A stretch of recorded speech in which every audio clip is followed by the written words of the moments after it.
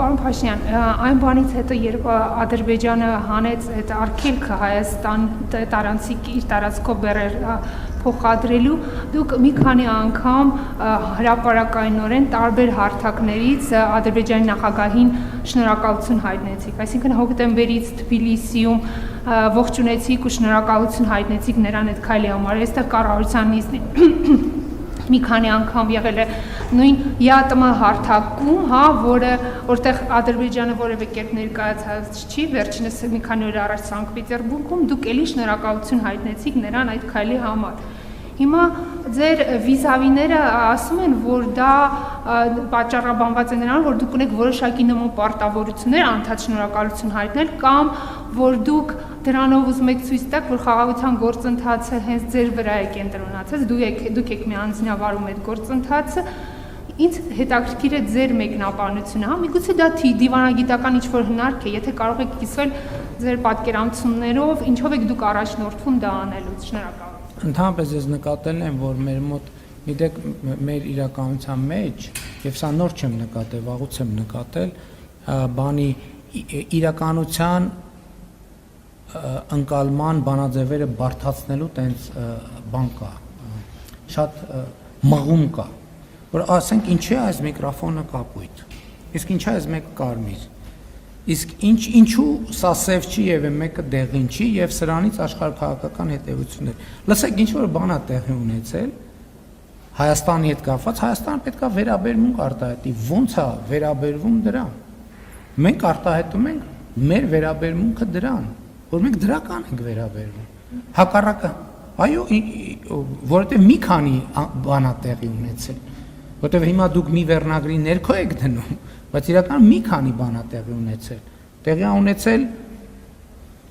ցորենի ներկրման արգելքի վերացում։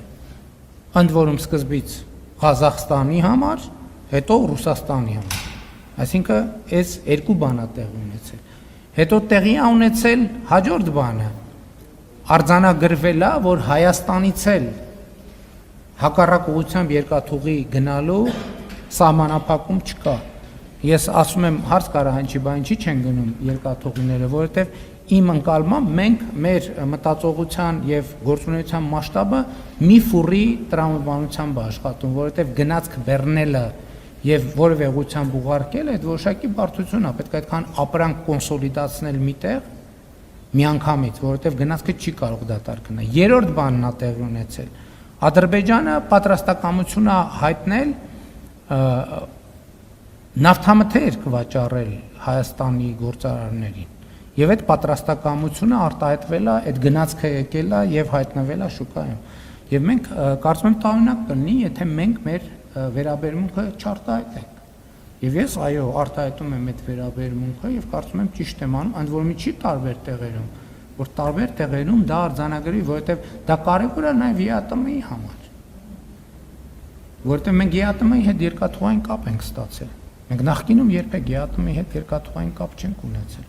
Ասել երրորդ բանն է, այսինքն երրորդը թե չորրորդը տեղի է ունեցել։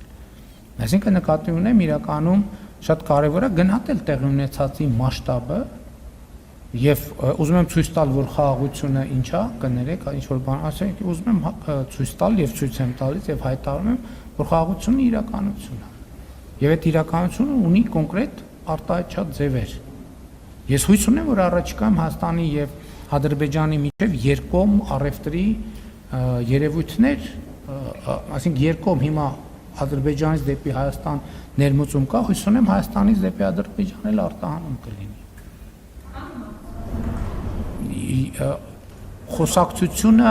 Խոսակցությունը քաղաքական կատեգորիա չի, եթե գիտեք, պաշտոնական քննարկում այդ թեմայով պետքա չլինի, որովհետև քաղաքական արգելքի բացակայությունը արդեն բիզնեսները պետքա իրար հետ պայմանավորվեն եւ եթե պարզվի, որ կառավարությունը պետքա ինչ-որ բան անի այդ պայմանավորվածությունները հնարավոր դարձնելու համար, մենք դա կանենք։